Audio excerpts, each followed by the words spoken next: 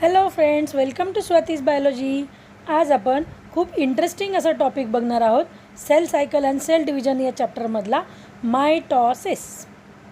आज आपण बघणार आहोत mitosis.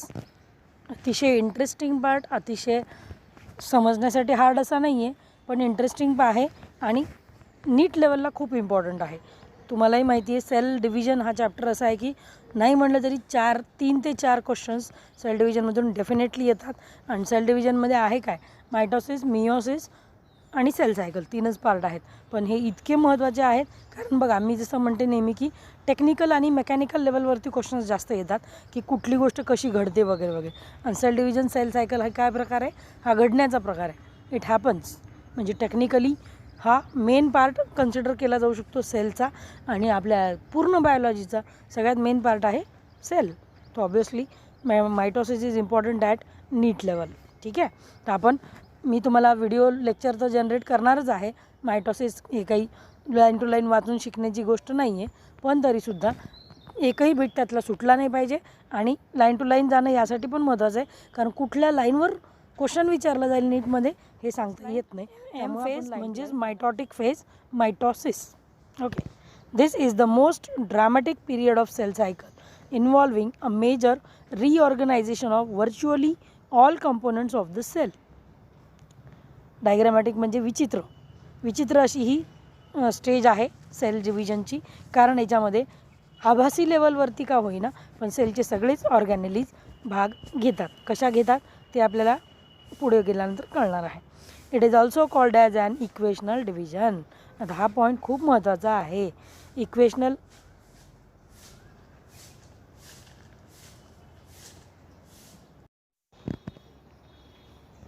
Though for convenience, mitosis has been divided into 4 stages of nuclear division, that is the karyokinesis. कुठलंही sale division जे आहे ते 2 भागात डिवाइडेड असतं ॲक्च्युली. न्यूक्लियर डिव्हिजन आणि सायटोप्लाझ्मिक डिव्हिजन. न्यूक्लियर डिव्हिजनला म्हणायचं कार्योकायनेसिस, सायटोप्लाझ्मिक डिव्हिजनला म्हणायचं सायटोकायनेसिस. ओके. कार्योकायनेसिस जे आहे ते परत 4 स्टेजेसमध्ये डिवाइडेड आहे. Prophase, metaphase, anaphase and telophase. तर हे नीट लक्षात ठेवायचं आहे 4 stages. Okay, it is very essential to understand that cell division is a progressive process and very clear-cut lines cannot be drawn between various stages. Karyokinesis involves the 4 following stages. या सगळ्यांना clear cut असं वेगळं define करता येऊ शकत नाही. Now the first stage, prophase. Prophase, which is the first stage of karyokinesis of mitosis, follows the S and G2 phases of interphases. Prophase कधी होणार स्टार्ट, G2 आणि S फेजच्या नंतर. म्हणजे सेल सायकलचं प्रोसेस सांगते ते. आता याच्यावर नीटला क्वेश्चन विचारला जाऊ शकतो की what is followed by the prophase. तर इथं आपल्याला G2 फेज लिहायचा आहे. S फेज जी आहे ते G2च्या अगोदर येते. S फेज, G2 फेज आणि नंतर मग मायटॉटिक फेज येते. त्याच्यामधली पहिली प्रोफेज म्हणून म्हटलेलं आहे S and G2 are followed by the prophase. तर इथं G2 क्लिअर पाहिजे, S नाही. S अगोदर, नंतर G2, नंतर प्रोफेज. सेल सायकलच्या डायग्राममध्ये आपण याला सहजपणे बघू शकतो. ओके. बघा, ही आहे सेल सायकल. S फेज आणि G2 फेजला प्रोफेज फॉलो करताना दिसते. Okay. In S and G2 phases, the new DNA formed molecules are not distinct but intertwined. Intertwined म्हणजे एकमेकावरती इंटरकनेक्टेड असणार किंवा ओव्हरलॅप्ड असणार. Okay. Prophase is marked by initiation and condensation of chromosomal material. The chromosomal material becomes अनटँगल्ड during the process of chromatin condensation. आता condensation शब्द आलेला आहे. Condensation परत तेच आहे. एकीकडचा H मॉलिक्यूल निघतो, दुसरीकडचा OH मॉलिक्यूल निघतो, H2O तयार होतो, तो H2O बाहेर निघून जातो. That is called as condensation. तर सगळ्या क्रोमोझोम्सच्या तयारीच्या वेळेला DNA पासून कंडेन्सेशन होऊन इंटरवाइंड होऊन त्याचं क्रोमोझोम तयार is called as chromatin condensation. The centrosome, which had undergone duplication during S phase of interphase, now begins to move towards opposite poles of the cell. The completion of prophase can thus be marked by the following events. आता प्रोफेजमध्ये नेमकं काय काय घडते ते पुढे दिलेलं आहे. त्याच्या आधी एकदा डायग्राम बघू म्हणजे पॉईंट्स आपल्या अर्ली प्रोफेजमध्ये काय झालेलं आहे, थ्रेड लाईक स्ट्रक्चर क्रोमोझोम्स तयार झालेले आहेत. लेट प्रोफेजमध्ये तेच क्रोमोझोम्स कंडेन्स होऊन त्याच्यात एका सेंट्रोमियरला वरती अर्ली प्रोफेजमध्ये 2 क्रोमॅटिड्स अटॅच्ड आहेत. लेट प्रोफेजमध्ये 4 क्रोमॅटिड्स अटॅच्ड आहेत. ओके, सो इथे न्यूक्लिअर मेम्ब्रेन आपल्याला स्पष्टपणे दिसतोय, इथे न्यूक्लिअर मेम्ब्रेन आपल्याला स्पष्ट दिसत नाही, कारण तो इथे डिग्रेड होत राहतो आणि क्रोमोझोम्स बाहेर निघण्यासाठी न्यूक्लिअर मेम्ब्रेन जो आहे तो डिग्रेड होत जातो आणि पूर्णपणे डिजनरेट होतो, कारण क्रोमोझोम्सला बाहेर यायचे मेटाफेजच्या साठी. ओके, आता इव्हेंट्स काय काय आहेत ते आपण बघूयात. Okay, chromosomal material condenses to form compact mitotic chromosomes. Chromosomes can be composed of 2 chromatids attached together at the centromere. बघा आता क्रोमोझोम्सवरती 2 किंवा 4 क्रोमॅटिड्स दिसतात एका छोट्या राऊंड लाईक सेंट्रोमियरला चिटकलेले. ओके, आता डायग्राम वाईज जर बघितलं तर सेंट्रोमियर एकच असतो, त्याला 2 किंवा 4 क्रोमॅटिड्स चिटकलेले असतात. जर सुरुवातीचा फेज जर क्रोमोझोमचा बघितला तर 2 क्रोमॅटिड्स चिटकलेले आहेत. सेकंड लेट प्रोफेज जर बघितला तर 4 क्रोमॅटिड्स चिटकलेले दिसत आहेत. परत एकदा आपण म्हटलंच डायग्राम बघूया. नीट जर तुम्ही निरखून बघितला डायग्राम तर अर्ली प्रोफेजमध्ये आपल्याला एक थ्रेड दिसते आणि त्याला 2 धागे दिसत आहेत, राईट. आणि लेट प्रोफेजमध्ये एकच थ्रेड दिसते पण त्याला 4 बंडल दिसत आहेत. जर बारीक निरखून बघितलं तर 4 क्रोमॅटिड्स आपल्याला दिसतात. किंवा डायग्राम वाईज आपण इथे असं बोर्डवरती किंवा स्क्रीनवरती, which has undergone duplication during interphase begins to move towards opposite pole of the cell. Each centrosome radiates out microtubules called as asters. 2 asters together form spindle fibers form mitotic apparatus. Mitotic apparatus हा ॲस्टर्स, सेंट्रोझोम आणि kinetic स्पिंडलनी बनलेला आहे. आता centrioles नावाचा एक प्रकार असतो जो सेंट्रोझोममध्ये प्रेझेंट आहे. सेंट्रिओल्स जे आहे नॉन मेम्ब्रेन बाउंड ऑर्गॅनेली सेलमध्ये प्रेझेंट आहे आणि विशेष म्हणजे ती फक्त ॲनिमल सेलमध्ये प्रेझेंट असते, प्लांट सेलमध्ये ती ॲबसेंट असते. म्हणून ॲनिमल सेलच्या सेल डिव्हिजनला सेंट्रिक मायटॉसिस म्हणतात आणि प्लांट सेलच्या सेल डिव्हिजनला असेंट्रिक मायटॉसिस म्हणतात. हा मुद्दा नीट लक्षात ठेवा, याच्यावर क्वेश्चन विचारला जाऊ शकतो. ठीक आहे, तर हे जे सेंट्रोझोम आहे याच्यापासून असे रेज निघतात छोटे छोटे छोटे छोटे, दॅट आर कॉल्ड ॲज ॲस्टर्स. आणि 2 ॲस्टर्स लांब लांब झाले की त्याचं स्पिंडल तयार होतो, that is the kinetic spindle. And total this kinetic spindle and the centrosome is called as the mitotic apparatus. इथे लक्षात when viewed under microscope do not show Golgi apparatus, reticulum, nucleolus and nuclear envelope. End of the prophase. End of the prophase म्हणजे कोणता end? Late प्रोफेजचा end. या वेळेला आपल्याला जसं nuclear membrane degrade झालं त्याचप्रमाणे बाकी ऑर्गॅनेलीसुद्धा हळूहळू डिग्रेड व्हायला चालू होतात, व्हॅनिश व्हायला चालू होतात. न्यूक्लियस जो आहे तो पूर्ण सेलभर पसरायला चालू होतो आणि पुढच्या मेटाफेजच्या तयारीला सेल लागून जाते. Golgi apparatus, endoplasmic reticulum, nucleolus and nuclear envelope आहेत, ह्या सगळ्या वाईप आउट व्हायला चालू होतात आणि पुढच्या फेजमध्ये म्हणजेच मेटाफेजमध्ये सेल एंटर देते. ओके ओके ठीक आहे. आता मेटाफेजला एक्झॅक्टली काय होणार आहे? मेटा म्हणजे मिडल. मेटा मीन्स मिडल, म्हणजे सेलच्या मिडल रिजनला क्रोमोझोम जाणार आहेत. Okay, now metaphase. The complete disintegration of the nuclear envelope marks the start of the second phase of mitosis. Hence the chromosomes spread through the cytoplasm of the cell. बघा, नीट प्रत्येक शब्दाचा अर्थ लक्षात घ्या. Complete disintegration of nuclear envelope म्हणजे पूर्ण nuclear envelope finish झाला की समजायचं मायटॉसिस मेटाफेज सुरू झाला. न्यूक्लिअर एनव्हलप पूर्णपणे डिसइंटिग्रेट झाला म्हणजे गायब झाला की समजायचं मेटाफेज सुरू झाला. आणि क्रोमोझोम्स जे आहेत they are spreading toward through the cytoplasm of the cell. Chromosomes पूर्ण सेलभर पसरायला चालू होतात. इतर कुठलीही ऑर्गॅनेली तिथं दिसत नाही. सगळीकडे फक्तच क्रोमोझोम्स दिसणार आणि काय दिसणार? कायनेटिक स्पिंडल दिसणार, जो की ॲस्टर्सने बनवलेला आहे सेंट्रोझोममधून निघालेल्या रेजनी. Right. By this stage condensation of chromosome is completed and they can be observe clearly under microscope. आता सगळ्यात बेस्ट जर का मायक्रोस्कोप खाली जर क्रोमोझोम्स बघायचे असतील तर ते मेटाफेजमध्ये बघितले जाऊ शकतात. त्यामुळे मेटाफेजला सायंटिस्ट लोक प्रिफर करतात जर क्रोमोझोम्स बघायचे असतील तर. This then is the stage at which morphology of chromosomes can be most easily studied. जसं मी आत्ताच सांगितलं, मॉर्फोलॉजी क्रोमोझोमची जर का समजून घ्यायची असेल तर मेटाफेज स्टेजला ती खूप छान समजते. Got it? At this stage, metaphase chromosome is made up of two sister chromatids which are held together by the centromere. परत तेच आहे, सेंटरचा सेंट्रोमियर, दोन सिस्टर क्रोमॅटिड्स कोपऱ्याला त्याच्या दिसत आहेत. Small disc shape structures at the surface of the centromere are called as kinetochores. These structures serve as the site of attachment of spindle fibers to the chromosomes that are removed into the position at the center of the cell. सेंट्रोमियरच्या आजूबाजूला छोटे दोन disk like structure दिसतात, त्यांचं नाव आहे कायनेटोकोर्स. हे कायनेटोकोर्सच वापरले जातात स्पिंडलला क्रोमोझोमला चिटकण्याच्यासाठी. Okay, याच्यावरती नीटला क्वेश्चन आलेला आहे याच्या आधी की कायनेटोकोर्स कुठली ऑर्गॅनिली आहे, कुठला काय नाव आहे त्या कंटेंटचं ज्याच्यामुळे क्रोमोझोम त्या स्पिंडलला चिटकतो, याच्यावरती क्वेश्चन आलेला आहे. त्यामुळे तुम्हाला लाईन टू लाईन NCERTला जाण्याशिवाय काहीही ऑप्शन नाही आहे. जर नीट क्रॅक करायची असेल तर लाईन टू लाईन जाणं भाग आहे. ओके,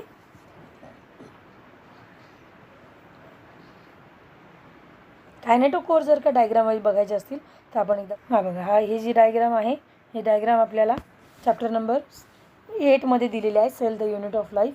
त्याच्यामध्ये कायनेटोकोर क्रोमोझोमवरती दाखवलेला आहे.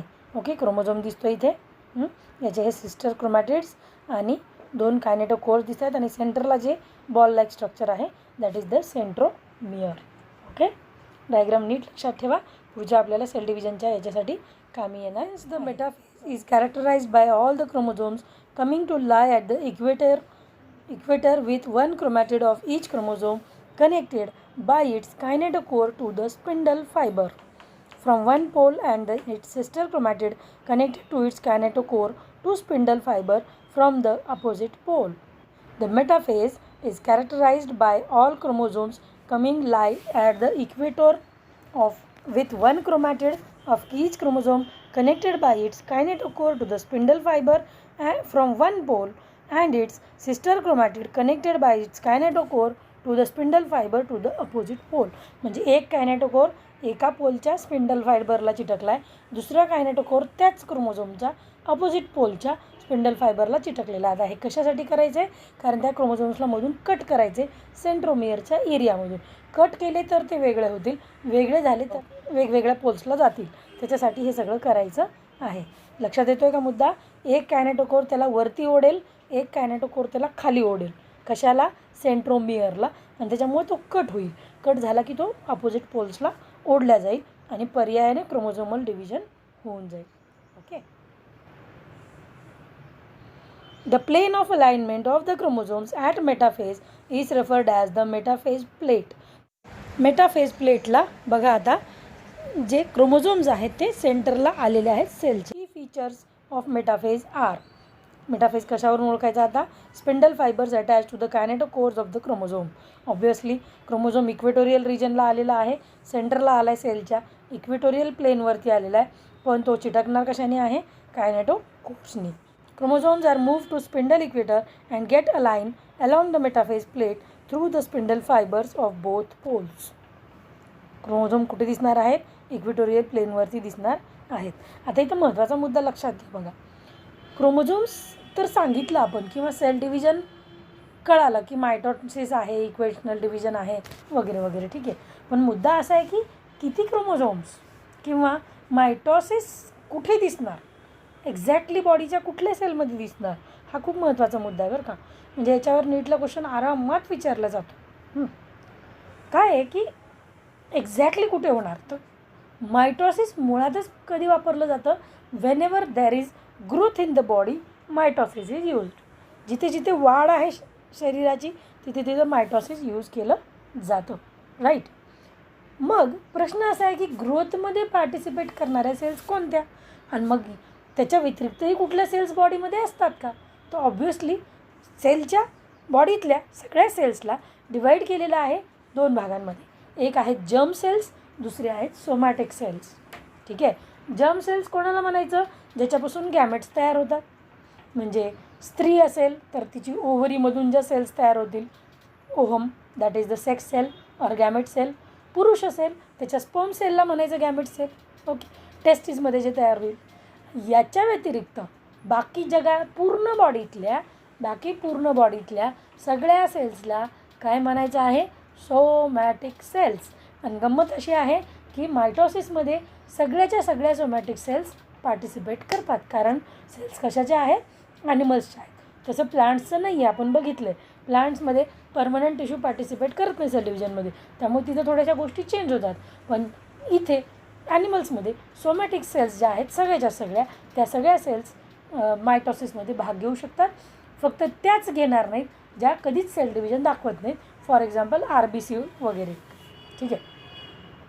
मग प्रश्न आता तोच परत होता जो स्टार्ट केला होता आपण. What is the chromosomal number which participates in this content. बरोबर.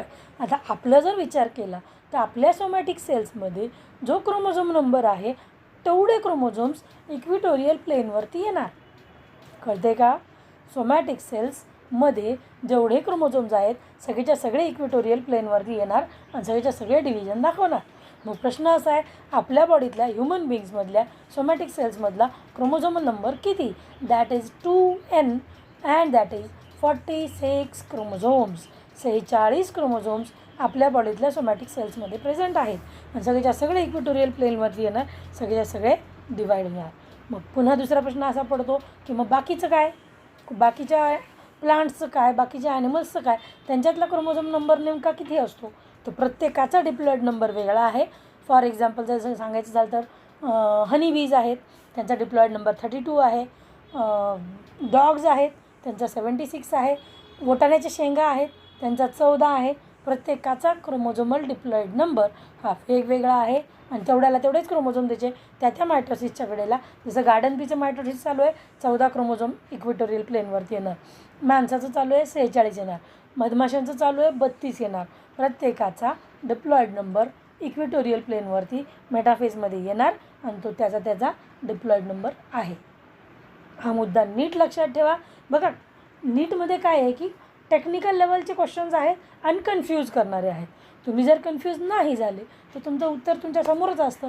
अतिशय क्लिअरली उत्तर दिलेलं असतं. 4 पैकी 1 ऑप्शन खूप वेगळं असतं जे की त्याचं करेक्ट आन्सर असतं. फक्त ते तुम्हाला शोधता आलं पाहिजे आणि ते तेव्हा शक्य आहे जेव्हा कन्सेप्च्युअली तुम्ही बायो क्लिअर कराल, जे की मी तुम्हाला माझ्या व्हिडिओजमध्ये करून देते. तेही लाईन टू लाईन जाणं भाग आहे. हे सुद्धा त्याच्यातला एक महत्त्वाचा मुद्दा आहे. लाईन टू लाईन केला, कन्सेप्ट वाईज क्लिअर झाला, एक्झाम्पल्स वाईज तुमचं लर्निंग छान झालं की तुमची नीट आरामात क्रॅक होते. त्याला काहीही प्रॉब्लेम येत नाही. ओके. तर तुम्हाला जर दी बेस्ट डॉक्टर बनायचं आहे तर माझे व्हिडिओज बघणं कंपल्सरी गरजेचं आहे. Okay. Next point. Next phase is anaphase. आता ॲनाफेजमध्ये ढोबळमानाने सांगायचं झालं तर ॲनाफेजमध्ये काय होतं, जो सेंटरचा सेंट्रोमियर आहे क्रोमोझोमचा तो कट होतो आणि वेगळा व्हायला चालू होतो. कट होतो, वेगळा होतो, कट होतो, वेगळा होतो, कट होतो, वेगळा होतो आणि वेगळा झाल्याच्या नंतर त्या पोल्सचे जे सेटिंग्ज आहेत त्या सेंट्रोमियरला आपल्याकडे ओढतात. They attract the centromere of that particular chromosome. आता क्रोमोझोम जे डिव्हाइड झाले ते वेगळे झाले ते ओढल्या गेल्यानंतर काय होतं की सगळ्याच्या सगळे क्रोमोझोम्स आपल्या पर्टिक्युलर पोल्सकडे जायला निघतात and that phase is called as anaphase. हे बघा, ही झाली मेटाफेज.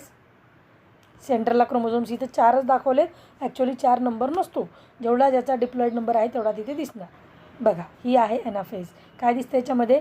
अपोजिट पोल्स दाखवलेले आहेत, ॲस्टर रेज पसरलेल्या आहेत, स्पिंडल जवळपास कट व्हायच्या तयारीत आहे आणि आपले क्रोमोझोम आपापल्या पोल्सकडे ओढल्या गेलेले आहेत. हा जो शेवटचा छोटा टिप दाखवला आहे that is the centromere of the chromosome. हे जे 2 क्रोमॅटिड्स दाखवलेले आहेत ते त्या क्रोमोझोमचे क्रोमॅटिड्स आहेत. म्हणजे आपल्या पोल्सकडे क्रोमोझोम्स वळाले.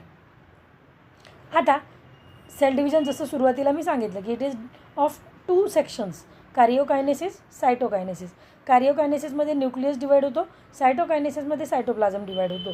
मग कार्योकायनेसिसमध्ये एक्झॅक्टली न्यूक्लियस डिवाईड होतं. न्यूक्लियसमध्ये येऊन जाऊन आहे काय? Chromatin network. क्रोमॅटिन नेटवर्कच कंडेन्स होतं तेव्हा काय बनतं? क्रोमोझोम्स डिवाईड झाले म्हणजे न्यूक्लियस डिवाईड झाला आणि न्यूक्लियस डिवाईड झाला म्हणजेच कार्योकायनेसिस आटपत आलेला आहे. मी आटपत आलेला आहे म्हणलं, संपत आलेला आहे, संपलेलं नाही, कारण पुढची स्टेज अजून बाकी आहे. तर हे सगळं झालं ॲनाफेज विषयी. आता लाईन टू लाईन एकदा बघूयात. त्याच्यानंतर last stage that is the telophase. Okay. At the onset of anaphase each chromosome arranged at the metaphase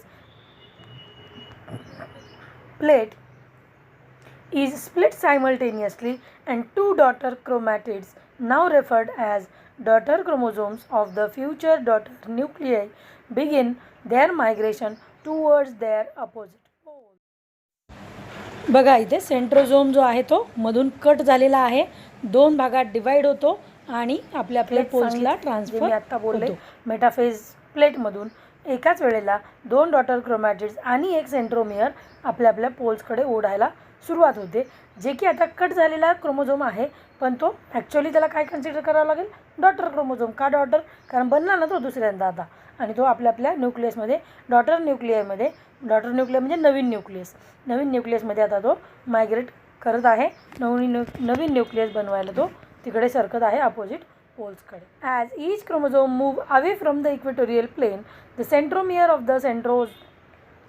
of each chromosome remains directed towards the pole and hence at the leading edge with the arms of chromosome trailing behind. बघा काय म्हणते आता, each chromosome move away from the equatorial प्लेनपासून लांब जातात. Centromere of each chromosome remains directed towards the pole. परत diagram एकदा बघूयात म्हणजे तुमच्या लक्षात येईल. बघा काय म्हणते, सेंट्रोमियर आपल्या पोलकडे अट्रॅक्ट झालेला आहे, ओढल्या गेलेला आहे. हे जे वरचे टिप्स दाखवलेले आहेत क्रोमोझोमच्या वरचे व्हाईट कलरचे, दॅट आर द सेंट्रोमियर, आणि हे सेंट्रोमियर आपल्या पोल्सकडे ओढल्या गेलेले आहेत, अट्रॅक्ट झालेले आहेत. Okay. Thus the anaphase is characterised by the following key events. Centromere split and chromatids separate. Centromere split झाले, क्रोमॅटिड्स वेगवेगळे झाले. Chromatids move towards the opposite poles. Chromatids कुठे मूव्ह होत आहेत, आपल्या पोल्सकडे ओढल्या गेलेले आहेत. आणि सेंट्रोमियर ओढला गेला, क्रोमॅटिड्स सेंट्रोमियरला चिटकलेले आहेत, म्हणजे ते ओढल्या जाणार, अपोजिट पोल्सकडे सरकणार. आता बघा न्यूक्लियसच्या मध्ये फक्त क्रोमॅटिन नेटवर्क असतो, त्याचाच क्रोमोझोम बनला आहे. क्रोमोझोम्स आता वेगळे झालेले आहेत, त्यामुळे आता न्यूक्लियर मेम्ब्रेन तयार व्हायच्या मार्गाला लागून. The telophase stage. At the beginning of the final stage of karyokinesis, that is telophase, the chromosomes have reached their respective poles, decondense and lose their individuality. बघा आता इथे खूप परत महत्त्वाचा मुद्दा आला. फायनल स्टेज कुठली आहे आता येऊन जाऊन टीलोफेज कार्योकायनेसिसची टीलोफेज. सायटोकायनेसिस तर पुढे बाकी आहे अजून. The chromosomes that have reached their respective poles decondense. मी जसं सांगितलं की क्रोमॅटिन नेटवर्क कंडेन्स होतो आणि क्रोमोझोम्स तयार होतात. आता क्रोमोझोम्स परत डिकंडेन्स व्हायचेत, म्हणजे काय तयार होणार आहे, क्रोमॅटिन नेटवर्क. आणि क्रोमॅटिन नेटवर्क एकदा गुंता तयार झाला परत पहिल्यासारखा, क्रोमोझोम्स दिसतील का तिथे, नाही दिसणार. म्हणून वर्ड काय यूज केलेले आहेत, लूज देअर इंडिव्हिज्युअलिटी. त्यांची इंडिव्हिज्युअलिटी संपलेली आहे, कारण क्रोमॅटिन नेटवर्क बनतं, chromosomes finish. Okay. The individual chromosomes has no longer been seen and each set of chromatin material tends to collect at each of the two poles as shown in the figure. This stage shows following key events. आता हे telophase जर बघितली तर काय दिसते आपल्याला, दोन centrioles दिसत आहेत. न्यूक्लियसच्या मध्ये क्रोमोझोम्स दिसत आहेत का, नाही. न्यूक्लियसच्या मध्ये क्रोमोझोम्स दिसत नाहीत, तिथे डायरेक्ट सगळं प्लेन झालेलं दिसते. म्हणजेच काय आहे, आपला क्रोमॅटिन नेटवर्क ह्या पर्टिक्युलर डॉटर सेलनं बनवून घेतलेला आहे. आता फक्त मध्ये कट मारायची गरज आहे. मध्ये कट मारणं म्हणजे काय, सायटोकायनेसिस एकदा कंप्लीट झालं की दोन डॉटर सेल्स तयार व्हायला सुरुवात होते. आता सुरुवातीपासून जर तुम्ही बघितलं, एक मुद्दा खूप महत्त्वाचा राहिलेला आहे, तो आपण बघूयात. सुरुवातीपासून जर तुम्ही बघितलं असेल प्रत्येक सेलला, तर दोन कलर्सचे क्रोमोझोम्स दाखवलेले आहेत. आपण एकदा परत रिवाईव्ह करूयात पहिल्या सगळ्या डायग्राम्स. नीट बघा, दोन रेड कलरचे थ्रेड दाखवले, दोन ब्लू कलरचे दाखवले. ओके. इथे पण बघा, दोन रेड दोन ब्लू, दोन रेड दोन blue. Okay. 2 red 2, 4 red 4 blue. इथे पण क्रोमॅटिन नेटवर्कमध्ये दोन रेड रिजन्स दिसत आहेत, दोन ब्लू रिजन्स दिसत आहेत. याचा अर्थ लक्षात येतोय का, बघा कसं आहे, आपली सपोज आता हे सेल डिव्हिजन आपल्या बॉडीमध्ये चाललेलं आहे असं आपण जर कन्सिडर केलं तर आपली जी बॉडी आहे ती कशी तयार झाली किंवा आपला जो जन्म होतो एक सिंगल सेल म्हणून आपण सुरुवात करतो बरोबर आहे, पण ती सेल नेमकी कशी तयार झाली तर ती सेल कोणापासून तयार होणार आहे, आपल्या आईवडिलांच्या गॅमेट्सपासून तयार होणार आहे बरोबर आहे. आईचा ओहम वडिलांचं स्पर्म त्यांचं फ्युजन झालं की आपली सेल तयार होते आणि मग नंतर आपलं सेल डिव्हिजन सुरू होऊन जातं. म्हणजे आपल्या कुठल्याही सोमॅटिक सेलमध्ये जो न्यूक्लियस आहे त्याच्यामध्ये 2 प्रकारचे क्रोमॅटिन नेटवर्क्स काम करतात. कुठले 2 क्रोमॅटिन नेटवर्क, एक येतो आईकडनं एक येतो वडिलांकडनं बरोबर आहे. जसं की सांगितलं मी की आपला डिप्लॉईड नंबर किती आहे 46 क्रोमोझोम्स, त्यातले 23 क्रोमोझोम आईचे असतात 23 क्रोमोझोम वडिलांचे असतात. म्हणूनच फक्त एवढ्यासाठीच आपली जी बॉडी आहे फिजिकली जर आपण बघितलं तर आपण एकतर आईसारखे दिसतो नाहीतर मग वडिलांसारखे दिसतो. का दिसतो, because each and every cell of our body contain 2 set of chromosomes. एक सेट असतो आईकडचा एक सेट असतो वडिलांकडचा. ओके, त्यामुळे प्रत्येक सेलमध्ये आपल्याला 2 कलरचे क्रोमोझोम्स दिसत आहेत. हे फक्त आपल्याच बाबतीत होईल असं नाही आहे, हे जगातले जेवढे ऑर्गॅनिझम्स सेक्शुअल रिप्रोडक्शन दाखवतील, गॅमेट फॉर्मेशन दाखवतील, त्या सगळ्यांमध्ये 2 कलर्स आपल्याला दिसणार आहेत. येते लक्षात. बघा, प्रत्येक मुद्दा क्लिअर होणं फार गरजेचं आहे बरं का. Chromosomes cluster at opposite spindle poles and their identity as lost as discrete elements. आपण हे आत्ता बघितलेलं आहे. क्रोमोझोम्स डिसइंटिग्रेट होतात आणि क्रोमॅटिन नेटवर्क परत तयार होतो. Nuclear envelope develops around the chromosome clusters at each pole forming 2 daughter nuclei. आता क्रोमोझोम्सच डिवाईड होऊन बसलेले आहेत त्यामुळे वेगळं त्याला आता काही करायची गरज नाही, म्हणून न्यूक्लिअर मेम्ब्रेन परत रिजनरेट होतो आणि त्या क्रोमॅटिन नेटवर्कला स्वतःच्यामध्ये गुंडाळून ठेवून घेतो as a new daughter nuclear. मायटोसिसचं वैशिष्ट्य काय आहे की एका सेलपासून 2 सेल तयार होतात, म्हणजेच एका न्यूक्लियसपासून 2 न्यूक्लिय 2 डॉटर न्यूक्लिय तयार होणार. Okay. Nucleolus Golgi apparatus endoplasmic reticulum reform. Nucleolus Golgi apparatus endoplasmic reticulum reform म्हणजे रिफॉर्म म्हणजे काय, परत तयार झालं. मग गेलं तर कुठे, तिथेच होतं त्याच सायटोप्लाझममध्ये होतं, फक्त डिझॉल्व फॉर्ममध्ये चेंजेस दाखवतं, परत ते रिजनरेट होतं, परत रियुनिट होतं आणि परत ऑर्गॅनिलीज आपल्या आपल्या लाईनीत येऊन जातात आणि परत कामाला लागतात.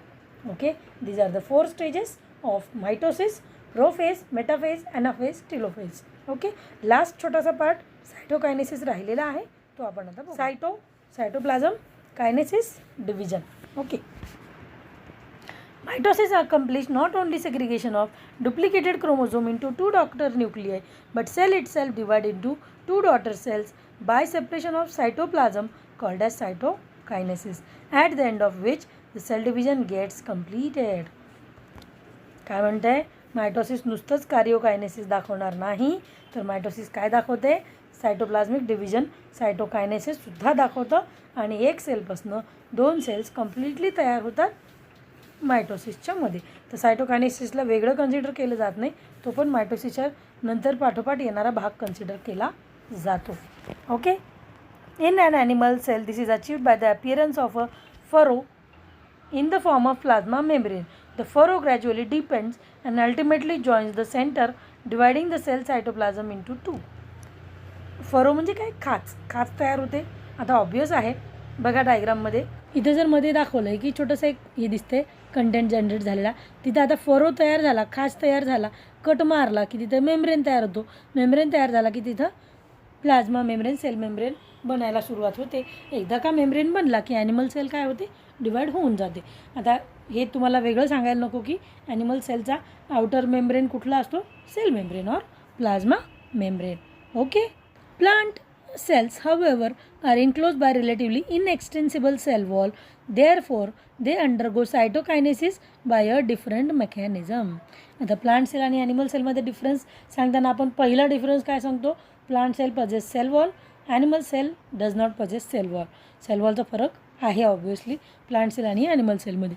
त्यामुळं काय आहे की ॲनिमल सेलचं जे सायटोकायनेसिस आहे ते एक फरो तयार होतो, प्लाझ्मा मेम्ब्रेन बनतं, मेम्ब्रेन दोघांना डिवाईड करून टाकतं. पण प्लांट सेलचं तसं नाही, प्लांट सेलमध्ये अजून एक लेअर बनवावं लागेल, that is the sale.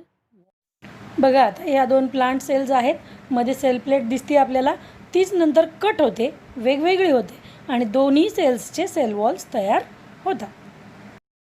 In plant cells, cell wall formation starts at the center of the cell, goes outward to meeting the extension lateral walls. The formation of new cell wall begins in the formation of simple precursor called as the cell plate that represents the middle lamella between the walls of the two adjacent cells. कुठून तयार होणार आहे cell wall? Cell प्लेटपासून. Cell plate कुठे तयार होते? Inner रिजनला तयार होते. नंतर ती एजेसला किंवा पेरिफेरीला काठाकाठावरती सरकत जाते. सेल प्लेट काय आहे? मिडल लॅमेला रिप्रेझेंट करते. मिडल लॅमेला पण एक सेल वॉलचंच पार्ट आहे. जर तुम्ही रिकॉल केलं सेल वॉलच्या स्ट्रक्चरला प्लांटच्या, तर तिथे मिडल लॅमेला आपल्याला सापडतो.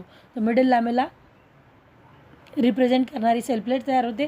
नंतर ती सेल प्लेट दोघांना वेगळं करते. दोन सेल्सला एकाकडे एक सेल वॉल जातो, दुसरीकडे दुसरा सेल वॉल जातो आणि सेल वॉल तयार होतो. ओके.